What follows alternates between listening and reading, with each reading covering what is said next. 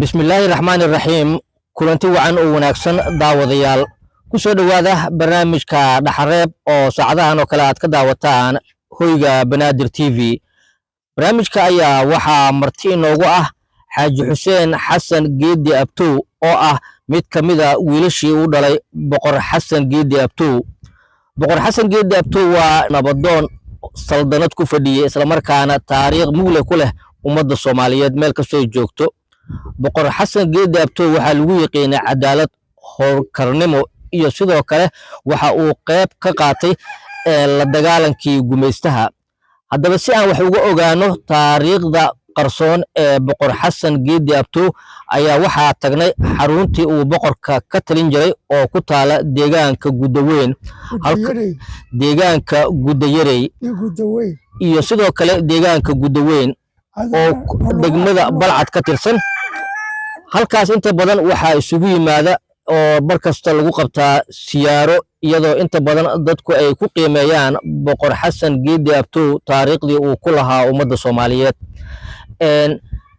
Xaaji Xuseen Liik ku soo dhawow barnaamijka dhaxal reeb waxaan doonaynaa bal inaan dhaxal ka helno taariikhdii uu ka tagay Boqor Xasan Geedi Abtow marka hore bal waxaan nooga sheekaysaa dhalashadiisa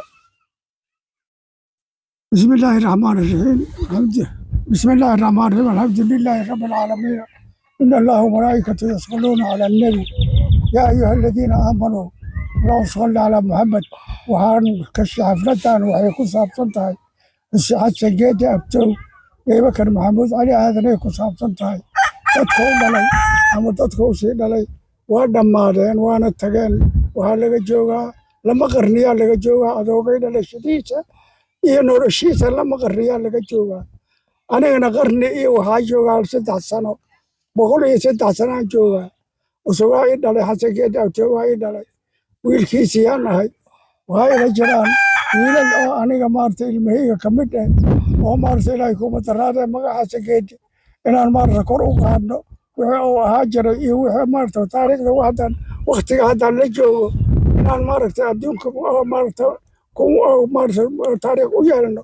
oo taallo u suubino oo ilaahay kuma daraade Soomaalina la ogeysiiyo aan rabnaa halaygugu goormuu dhashay Boqor Xasan Geedi Abtow adigase goormay dhalatay maxaa taariikhda nooga sheegi kartaa waxaa idinkaga sheegi karaa Xasan Geedi Abtow wuxuu dhashay Xasan Geedi wuxuu dhashay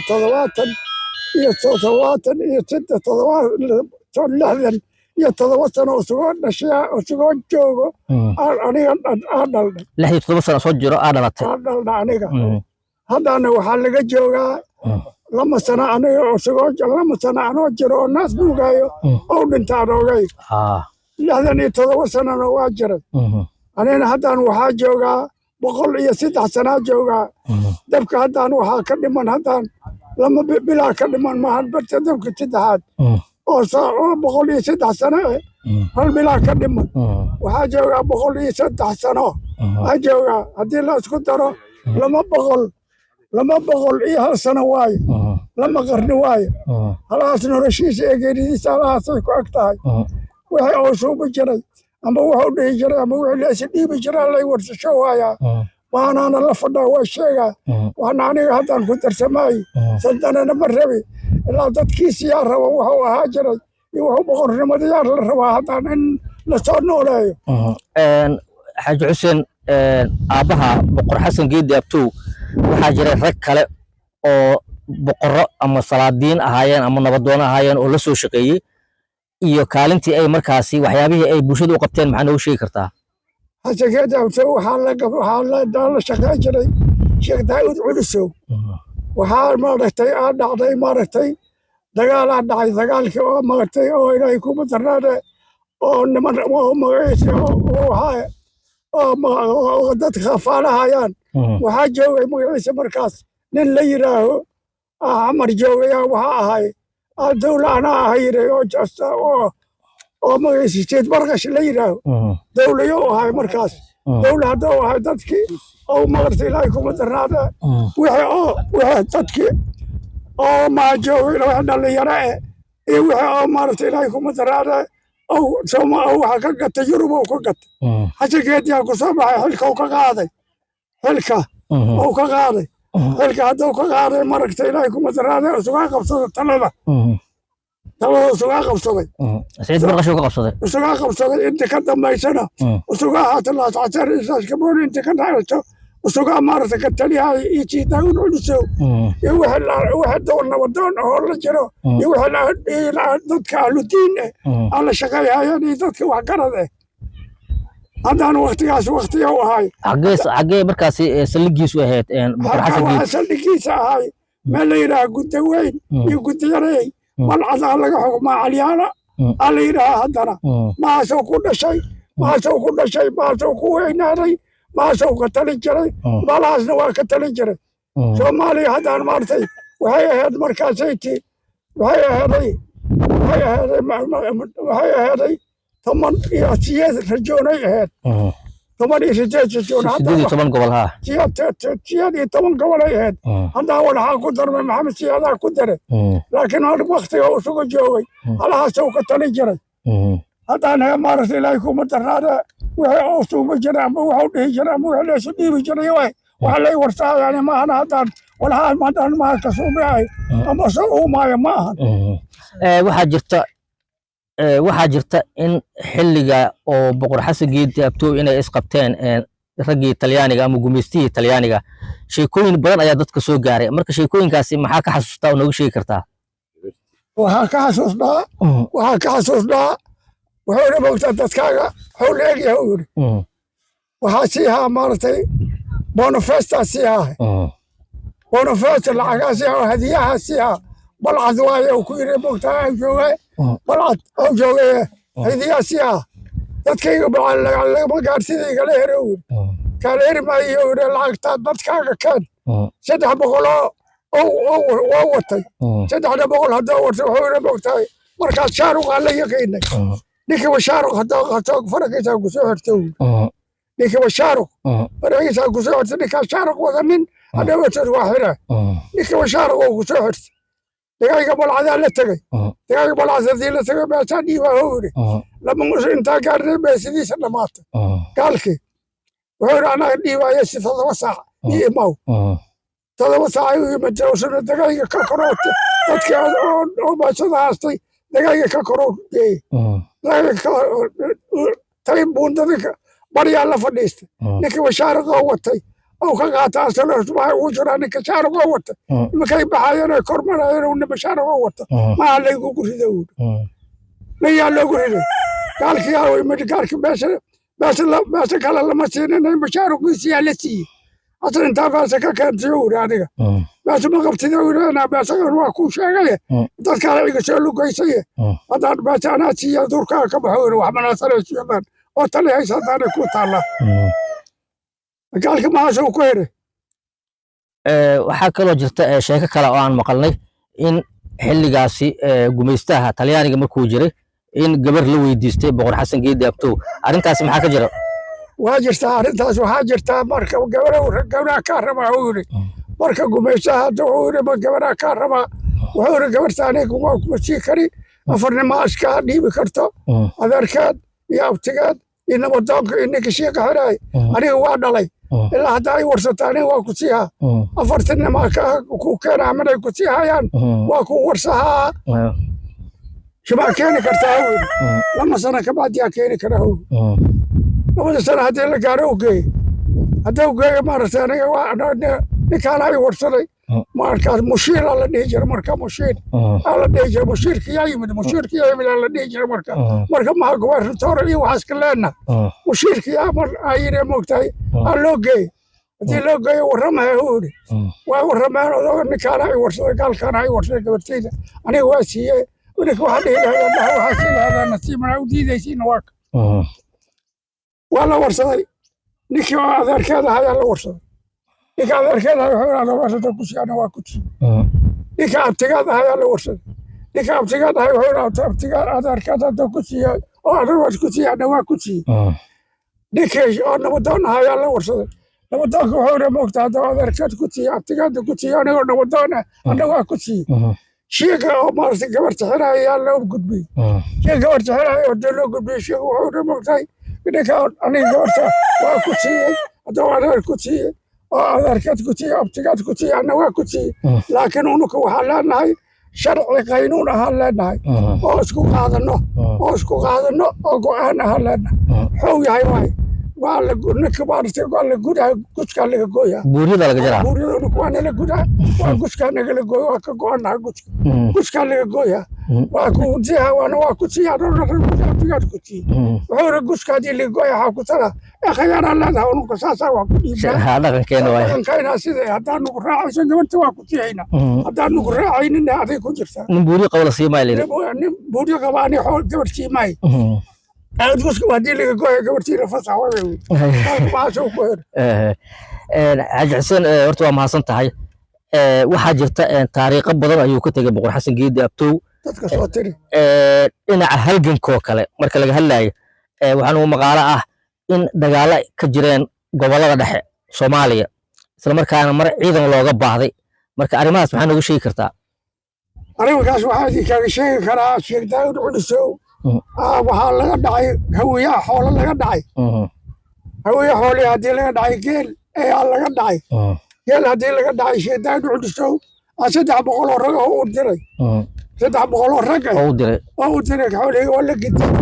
300 oo rag xagee laga diray marka ya 300 rag xagee laga diray waxaa laga diray habyo hay intee loo diraa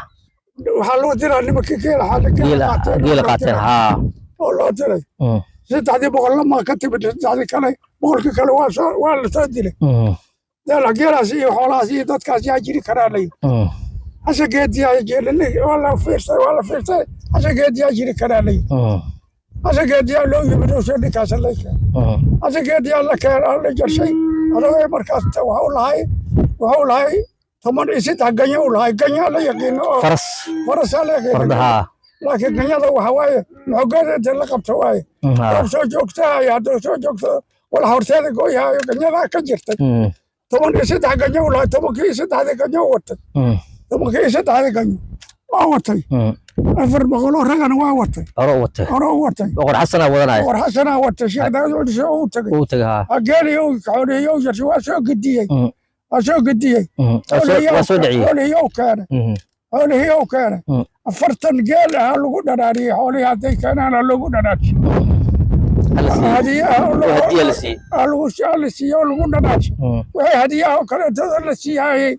waa dadka culumada joogtay akhyaarta joogtayna wadooyihii iyo dadka dalka joogay u mahad celiyeen marka xaaji xuseen waxaa jirta in raggaasi waxaa la sheegay inay ahaayeen rag qaraabada ah oo ka baxay deegaankan hadda aan joogno oo agagaarka Balcad arrintaas ma jirtaa waa jirtaa marka dadkaasi waxaa la yidhi marka dambe waxay degeen gobolladaasi oo mudug ama galgaduud ay degeen aniga dadka magaciisa ma sheegi karin laakiin dadkaas oo qaraabadaas oo jirtay ay la tagaan oo maana xasageeda oo dadka watay oo ka diray waa maarta raasa oga xagga bay degeen marka ay deegaan ahaan marka dambe bas waa soo laabteen ninkii dalkiisa iyo gurigiisa iyo dalkiisa u yimid qaara soo laabtay qaarna meesha degeen culisowna maasoo ku noo joogi jira ku nahay hobyo xaaji xuseen sidoo kale waxaa nooga warantaa taariikhda lagu yaqiino boqor xasan geedi abtow marka laga hadlayo cadaaladda ama garsoorka dadka loo samaynayo cadaaladda wuxuu ahay maarta cadaaladda wuxuu ahay cadaalado u ahay gumaysiyo u ahay nin yar iyo nin weyna noocaas isugu jimay isugu facahayeen nin la arkaba qiimihiisa oo kula dhaqmi jira laakiin gumaysiga oo dadkiisa waa diidanaay dalkeena la dhihi jiray xoolakeena la dhihi jiray waa diidanaay askarkeena la yidhi askar ma dhiibayo wili askar dhiibi maayi aniga adigaas wadataan waa xoogaa leexa tiri askar keento gadaalka dambe maalka gaalka wuxuu rabotay soo dega maysid waa soo dejiyey malcab buundaa loo dhisay isbitaal martiini hoos galbeedkiisay ku taallaa buundadii oo lagu soo dejiyey weli waaga koowaad dadkii lagu soo jecel waxaa lagu soo dejiyey weli waa ku yaaliin alwaxdii buundo dhiki shamiidaan lagu shubay dhawxigoodii waa ku yaallaa nimanka alwaxda la saaray wadda isbitaal martiini hoos galbeedkiisay ku yaaliin marka maasuu ka soo degtay buundadaasuu ku soo degtay buunda ma lahayn ilaahay kuma daraana saasuu ku soo gala ariga inta badan laakiin taariikhda boqor xasan geedi abtow Allah u naxariistay inta badan lagama sheekeeyo oo dadka qaarkii aad uguma sheekeeyaan ama wax lagama qorin marka soo ma habooneen in qoraal laga sameeyo si taariikhdiisa loo raad raaco taariikh waxa laga qoray maaragtay isbitaal martiina hadda boqor xasan geedi ku yaal iskool oo ku yeelay maaragtay ilaahay kuma daraana oo maxamed siyaada ku qoray waa la tirtiray iskool kale waa la tirtiray wadada waa jirtaa wadada xasan geedi abtow isbitaal martiina ku taallaa wali waa malaayga ku agtahay waa malaayga ku agtahay haddii la raad raacay waa la helaa kale waxaa jirta boqor xasan geedi abtow inuu dhinaca diinta aad ugu wanaagsanaa culimmadii xilligaas jirtay xiriirkii kala dhexeeyay maxaa noogu sheegi kartaa علماء عدالة هي هايان إلى يكون مثلا شيخ علماء حتى كيد أبتو شيخ داود عدسو علماء مرة يكون حرير سند شيخ داود عدسو ويكون حرير سند إلى يكون مثلا أولياء الله يكون حرير سند أولياء الله يكون حرير سند إلى يكون أبصاره يكون حرير سند ومرة عدالة الرأنا نك كانوا سو مرة إلى يكون مثلا سؤاله سؤال دبيجي سؤال وقاضي كده ma jiraan xiriir ka dhaxeeya Sheekh Aweys iyo boqor xasan geedi abtow Sheekh Aweys waxa uu safray waqooyi uu safray hubyo iyo meelahaas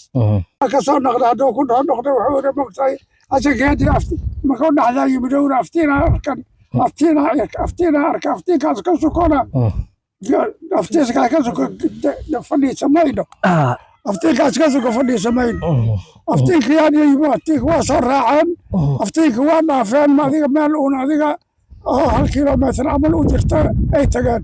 waa aftiinka waa soo dhaafnay xirsi la jirta wuxuu yidhi aftiinka haddii lasoo dhaafay hore noo wad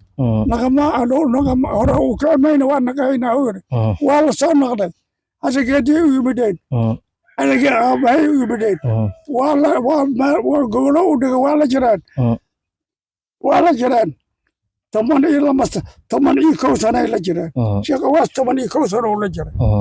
alaga maartay ilmahiisa waxa uga jira xasuus la yiraahdo ilmaha ka lahaysay wuxuu moogtahay waa ku daraama ama ka guur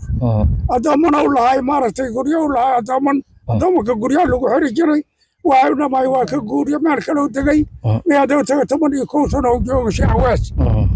hadoo 11 sano joogo waa sagooti 11 ratay todoba ratay oo ku sagootiyay oo hal biyo saaran yihiin oo hal biyo saaran yihiin oo hal malab saaran yahay oo hal caana saaran yahay oo hal badar saaran yahay oo ku sagootiyay todoba ratay oo geel oo ku sagootiyay ilmo cunuga markaas calool galana waa dhashay unka naas uu nuugay yaa Aweys saasoo saalimow siiyay saalimow hal dhullaha la shanaha uu ibadoo siiyay moogtay kale waa roga bariyo sida kale waa bariyo oo sir guriga gal ara guriga ma galay kari aniga guriga bunna ma gaarin iskaadi ma ku wacay ana adiga ma maana guriga galay buna u dhaasana u keenay hal loo gado u soo xir hal loo gado u soo xir ma taqaantaan ani buna ii dutay xola ii ka shaqaalin ma gaarin qaalitaan geedka ku xiran manay dhimarta aniga mas'uulka horaani geedka ku xiray 130 qalmoodo ka jooga oo ay ku soo xira geedka laga furtay adaas kale sadaqada saasoo ku ahay kaasi waxa uu ahaa xaaji xuseen xasan geedi abtow oo uu dhalay boqor xasan geedi abtow oo aan maanta ku wareysanay qasrigii ama halkii uu deganaa jiray boqor xasan geedi abtow ee deegaanka Gudayarey iyo Gudaweyn oo ka tirsan degmada Balcad daawadayaal barnaamijka dhaxal reeb intaas ayaa ku soo gabagabeynaya dhanka farsamada waa Maxamed Axmed Xasan Yuulka daawadayaal tan intaan marka dib u kulmi doono waxa idin ku dhaafayaa intaas iyo nabadgelyo